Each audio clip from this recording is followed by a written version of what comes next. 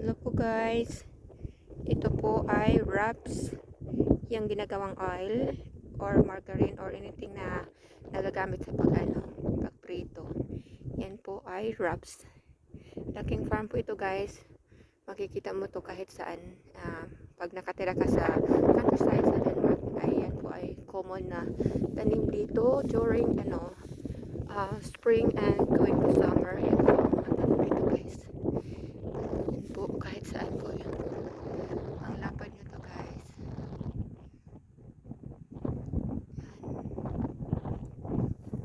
Ang ganda kasi tingnan yung kulay, di ba? Kahit saan ka dito nakatingin ay ganito yung mga tanim dito guys pag ganitong season.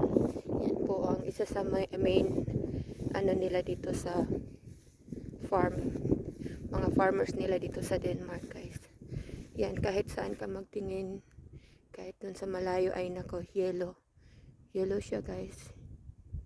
Yan po. Yan, napakaalang tingnan.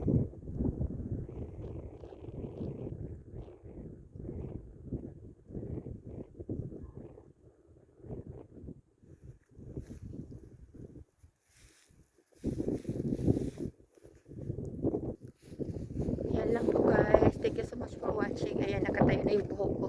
Thank you so much for watching everyone.